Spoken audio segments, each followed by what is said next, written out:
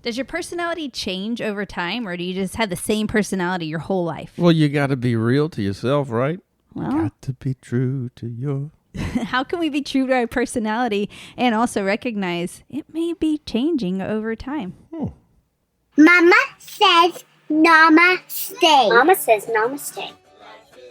Making a family can be easy and fun. Oh, yeah, but raising a family can be a whole different story. From spouses to kids to the crazy daily grind, life often directs us away from connection and more into reactive chaos. If you're tired of that cycle and are seeking something beyond the picket fence blues, this is the show for you. I'm Ashley. And I'm Nathan. And we're here to take you from chaos to clarity by bringing awareness and intention into your home, not waiting for one day, and highlighting how the uniqueness in each of us strengthens all of us. Take a deep breath in and let's start a brand new day. With Mama says namaste. This week, I am going back to my mentor, Deb Ingino, who runs Strength Leader, to talk a little bit about our personality styles. Now, she's been my mentor for so much around DISC personality assessments. And I did DISC way before I met Deb. And then Deb came to my dad as a client. And she ended up really taking DISC assessments and developing them even more. And she went in to develop a whole thing for families and for children around DISC. And then fast forward a few years, she recognized that that wasn't necessarily her sweet spot. DISC was, but working more in the corporate environment was. And so she moved into really helping and developing John Maxwell develop Strength Leader and the assessments that go through John Maxwell's organization.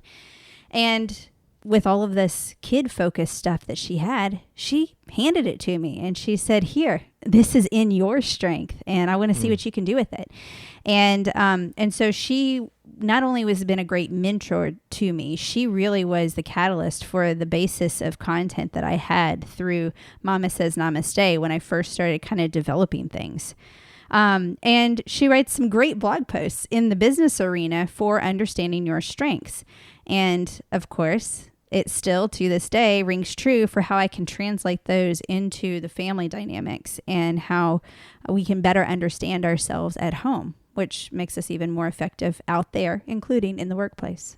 That's right. The more you can get it all lined up in your family, it's actually a safe place to practice too. It is, and especially when we're talking about strengths and personality style.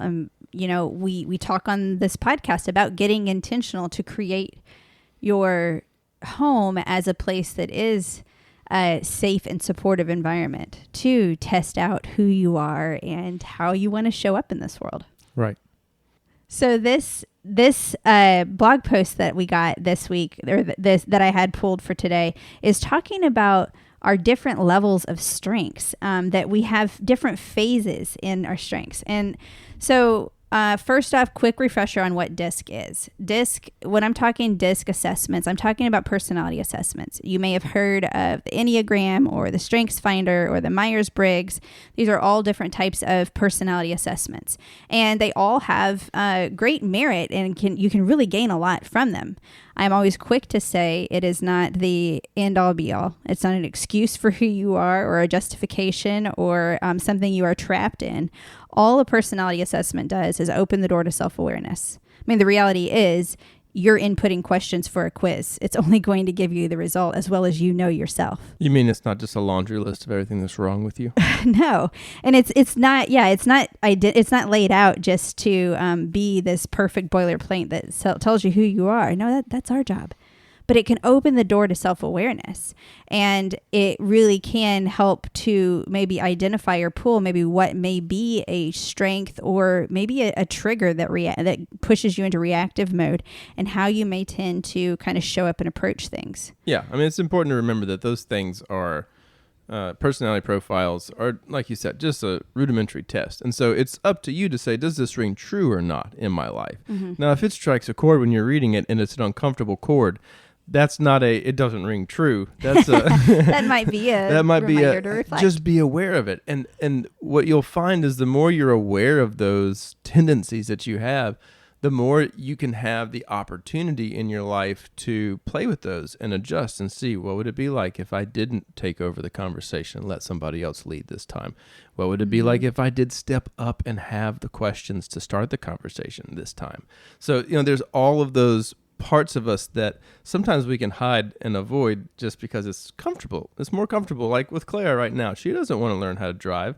It's really uncomfortable for her to do.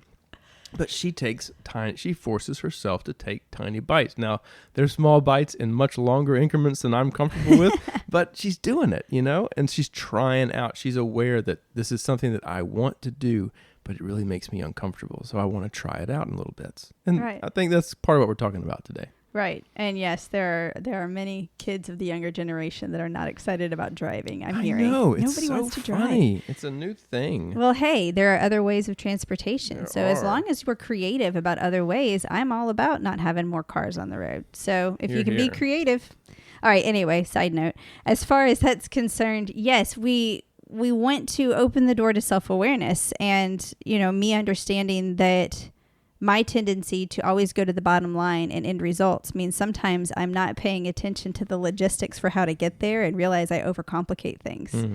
You have a tendency to want to, hold up. Now, what about this? And what about this? And you question me with it. Well, if I see all those questioning, I can say, are you just a Debbie Downer? Well, no, we have different approaches. And when we recognize that and we recognize the different approaches, we recognize how much we're stronger because of it. It's why I say the uniqueness in each of us strengthens all of us, because we create more of a synergy. I feel like I am a better person because of what you bring to our relationship, because you will challenge me and question and affirm in ways that help me bring out my best self. I mean, that's the beauty of a loving relationship. Right. Because it is also vice versa. The same is true for me. I'm pushed and navigated and torn out of my comfort zone to be thrust into a new idea that I probably would not have done if it wasn't for you. And I'm thankful for those types of moments. And so I think that's an important part of a relationship, is understanding sometimes that the things that grind on us are also the things that we love about that person, I love that you're a decision maker, but it drives me nuts, and so Right. and so I think that's just important to remember that as you're looking at, your personality and the personality of your significant other or your partner, or even your sibling, your kids, your parents, all of that. It's just, it helps you understand where they're coming from so you can meet them where they're at, because that's another level of the game where you're kind of aware of what's going on and you're playing in awareness. So first off, we have this different understandings of where we are and how we play with others. And we've talked about that. We even hit on that on our last podcast, where we were talking about how it's not just about knowing yourself, but it's knowing how that plays with the rest of the world. How do you interact? Is it working for you? Is it bringing out what you want in the world because of how you're acting? Or maybe do you need to tweak that? Well, this is what we're digging into today is yet another layer to this. Mm-hmm. It's not just about figuring out how my dynamic impacts your dynamic. It's also where in life are we? Mm. And I know that just in just looking at our relationship, I mean, we have seen each other through, we met at 18 and 19. Mm-hmm. So we started as teens, and then we came into our 20s, and we experienced our 20s together, which was very, very different than our 30s. Our 20s, when we're figuring out who are we and where do we want to go and what kind of jobs are we going to have, and getting married and having babies for the first time, all happened in our 20s. And then we've got the 30s of, well, where do we go from here? And now that we're kind of established as a family, we've checked that. Now where do we want to go and what do we want to create? Mm-hmm. And now we're looking in our 40s and in a different season. And boy, life has seasons. So when people ask me, does my personality change over time? Yes and no. I think at our core, who we are is who we are. And my tendency to want the bottom line is definitely a deep-seated part of who I am and will always be there. Mm-hmm. But the way I approach that and how I show up with that has changed over my lifespan based on my understanding of myself and my desire to connect with others. Yeah. Yeah. And that desire to connect is the part that has us ask ourselves, do I still want to be so confrontational when it puts everybody on edge? Right, exactly. Exactly. Because I like the confrontation and I enjoy the back and forth, but some people don't, and I recognize that now. All right, so it's just that type of Yeah. So let's pick apart ours a little bit here. Yeah. So early strengths phase. This is when we first are discovering our strengths. And this is as little kids. We may recognize, and we as parents oftentimes do this for our kids, where we label them. Oh, that's the performer. Mm-hmm. That's the friend finder. I did that. We said Ellie's the friend finder. We labeled her as the friend finder. She was very outgoing. She was very outgoing and personable. It's funny. But when she decided that she didn't want to flex that all the time, that got a little frustrating. Right. So in our early strengths, we may come out with these very easy identifiers. You recognize the leaders on the playground, the kids that are always calling the shots. You recognize, I got in trouble for being bossy when I was younger. Did you really? I can't imagine. Isn't that crazy? Well, it's funny. I was just thinking, it's almost like when we're young, it's almost like the puppy dog. If you've had animals, yes. You know that there's kind of different types of animals when somebody comes into a house. There's the golden retriever that's so excited that they come up, they greet and say hello. There's or the cocker spaniel that pees all over the floor, or the German shepherd that comes up and tries to take control and domination of the situation. So there's all these kind of every pet owner knows that their animal is going to have a gut reaction to somebody, and they hedge that situation. And your personality, kind of your gut reaction, is kind of that same thing. It's kind of like when something happens, this is the first thing that I want to do, but I can also hedge against that and behave differently. Right. And so in the early stages of your strengths, you lack that impulse control. Right. You're going on your impulses. And so you're just reacting. And we see a very raw form of who you are. And that can be shaped in a multitude of ways. And that kind of goes into then how do we develop them? And that's our second stage. And in our early strengths, we're testing things out. We're just trying to figure out what works for us. Then we go into developing our strengths. And here we may learn about what really gets us excited. Yeah. We may realize that this is a time where now we're in school and we're recognizing that we're really good at sports and being a part of the team. And we recognize being a team player is really a sweet spot, and we thrive in that. Or I'm really good at chess and I can dominate in chess, or, whatever. We find our strength and we really move towards that. And you see that in like high school, everybody kind of sits with like attracts like. Right.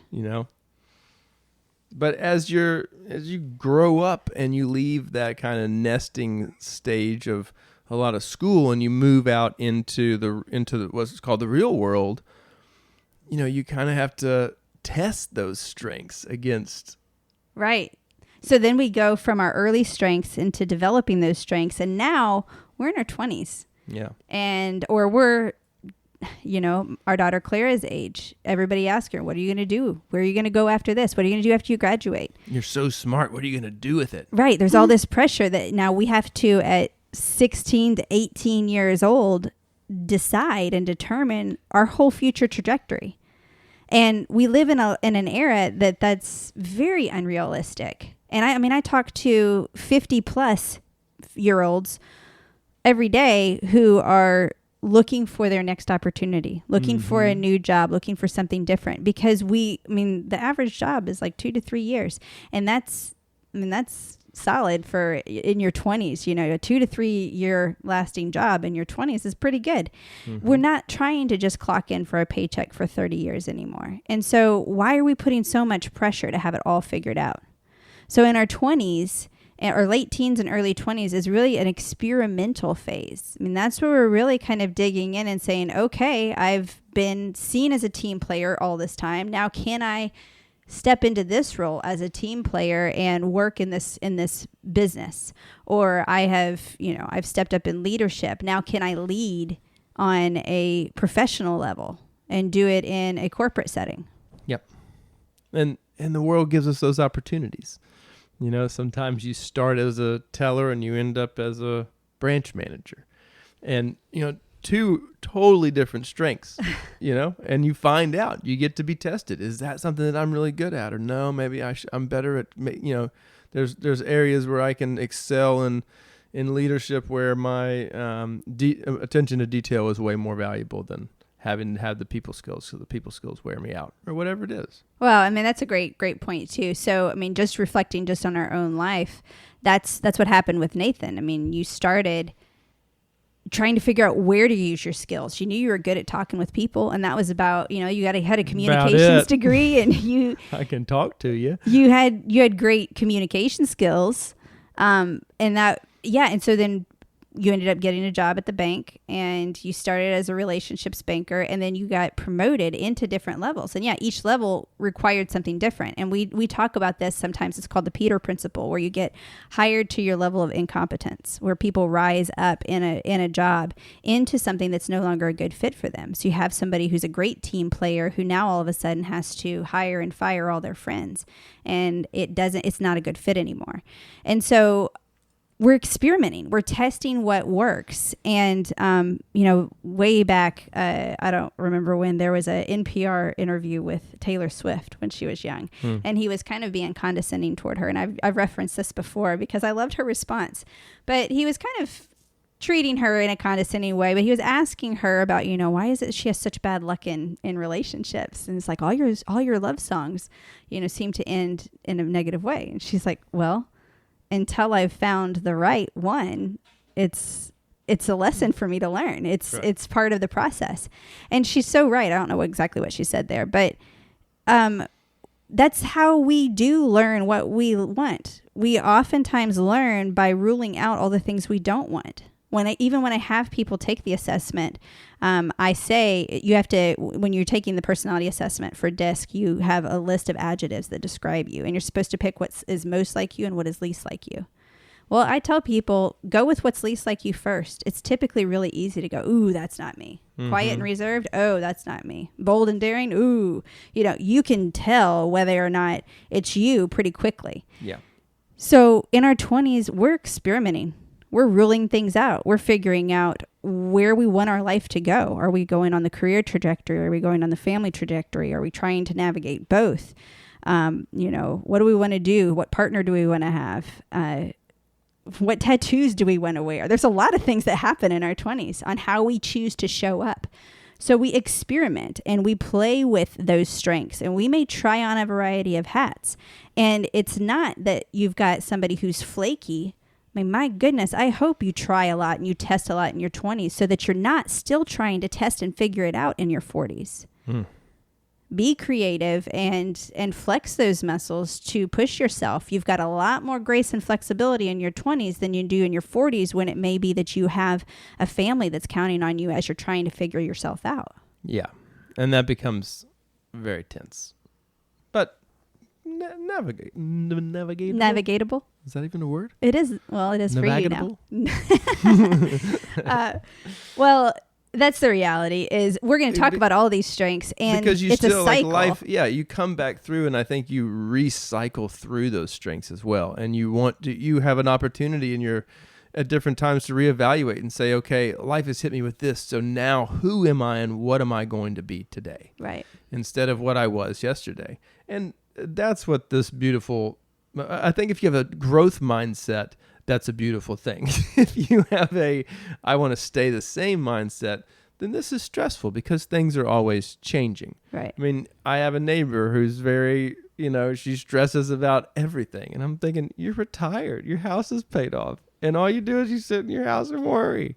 Like, go and enjoy, relax, have fun. But, it's everybody has their own approach. So after your experimental phase of really kind of trying on a lot of different hats, that's where we go into our focus strengths. And that's oftentimes, if we want to go by decades here, in your 30s, where now in your 30s is oftentimes where you're developing and going down that career track or the parenting track. You're in the throes of children or career. You're doing what you do. Or both.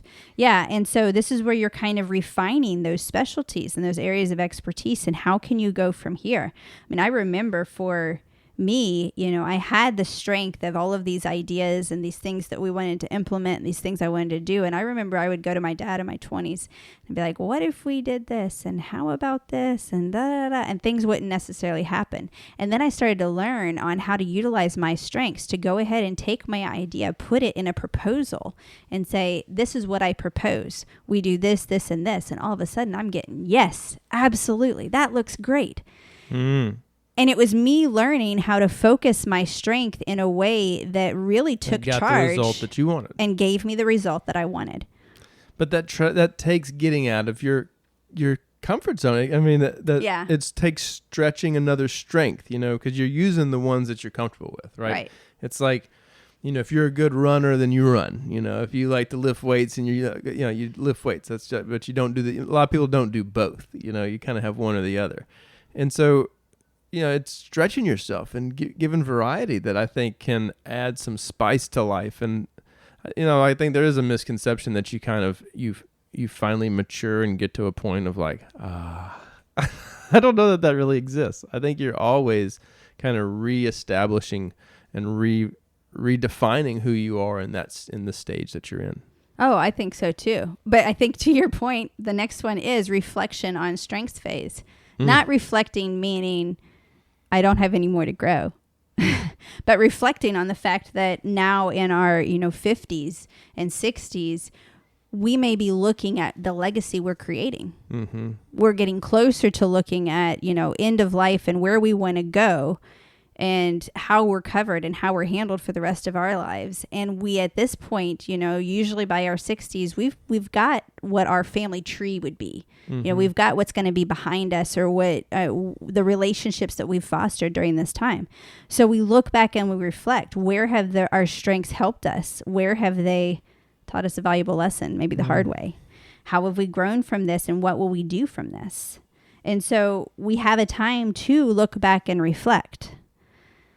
Then we really have a time to, at that point, even in the, there's a lot of thoughts and theories around menopause being the age of wisdom for women. And in a lot of the work that I've done in just understanding our cycles and things like that, there is a deep intuition. Like there's an intuitive inward approach that comes in during menstruation time in your cycle. And in the span of menopause, Christiane Northrup wrote a book called The Wisdom of Menopause, and it talks about how we kind of sit in that intuitive side.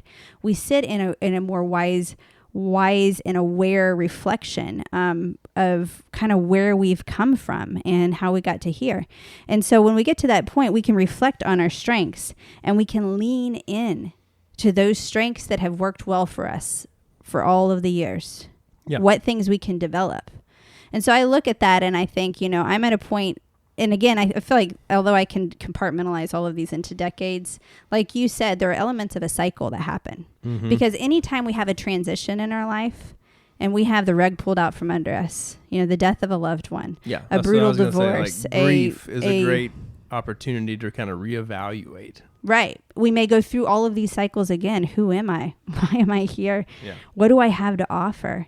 What can I bring to the table, and how has it helped in the past, and how can I use it to better foster relationships moving forward? I feel like through me learning the hard way at times, and through wanting to be a better wife and friend and soulmate for you and parent for my kids, I've learned different things where now I can say I can lean into, for example, my coaching hat a little bit more. Mm-hmm. And the strengths that I bring to coaching, I lean into that in a way that I didn't at 20. And I talked for 90% of my coaching session. Mm-hmm. I've learned to pull myself back, and in doing so, bringing out more in another person. And then my strengths really shine as well. Because I'm navigating and driving something in a way that really works for both of us. Yeah, it's almost like strengths flow. Like when we're in our 20s, we just are like pouring it out like a fire hydrant and hoping it hits anything. And then you realize that, you can, there's a valve adjuster on this thing. So true. And you can put a little bit more, pull a little bit back. And that's true for on both sides of the fence, I think. Right. So recognize we've got all of these strengths. I mean, she lays out at the end just like the cycle of strengths. You know, a wise parent's going to observe their child's strengths and give opportunities for development. An observant teacher or mentor will help to develop those strengths in the adolescent years. A young adult will give themselves grace to experiment with work opportunities that help to define their strength zone. An adult in the focused phase will understand the need to hone in and grow their strengths. A 40-something adult will know the purpose, that their purpose is rooted in their strengths to serve. And then in their latter years, they come to approach a life where they may have fully developed and explored and served in those strengths in a way that really does leave that lasting legacy. So, yes, our personality changes over time because we as human beings who are trying to figure ourselves out and are navigating our mental well-being and our self-love and every relationship we're interacting with. You talking about the Vitamix of life? Exactly. We've got a lot thrown in the Vitamix and a lot of variables that fall into it. And how well we understand ourselves and how well we show up in the moment is going to vary. And that's okay. That's part of grace for this life and grace for growth. There you go. So continue to seek out what your strengths are and play with those. If it's not working for you, and when I say that, you can say, I am a great leader. And if everybody cringes when you walk into the room, are you a great leader, or are you just good at telling everybody what to do and talk at them? If you're not getting the results that you want, if you're not getting the relationships that you want, and there's friction there, pay attention to what might be going on. And what season are you in? Are you really coming from a sweet spot of understanding yourself and the best that you can to offer and recognizing where your weak points are? Or are you going forward with an agenda of should, which we often can get stuck in this world? Yep. So embrace your strengths. Recognize there is synergy when we are connecting with others. And our challenge to you is to really think about the different stages of your life. What did you enjoy playing as a child? What classes interested you in school? What was your downtime and your recharge? Have you paid attention to that? And have you brought that through in the rest of your life? Why or why not? Would it be helpful? Think about your career for right now. What type of work do you do, and why are you in that? Is it fulfilling anything in your desires or in your strengths? And look over your work history. Has there been a common theme? Is there a common thread? I may say that I know that my role is to bring light to others by helping them understand themselves in a way that they can brightly shine. But I could do that as a teacher. I could do that as a doctor. I could do that as a career coach or a life coach or a motivational speaker or as a mom. There's a lot of different labels. So what's your common theme? Dive into your strengths. And remember, the uniqueness in each of us strengthens all of us. Namaste. 1, 2, 3. Up with the rising sun, already on the run. Mama says namaste. Life is a tangled mess, and you don't have to stress. Mama says namaste. 'Cause today I will stand up and be all the change that I want to see in this world. Boys and girls, you gotta have to stand up to be free. Namaste in your home. Take a deep breath in and let's start a brand new day. With Mama says namaste.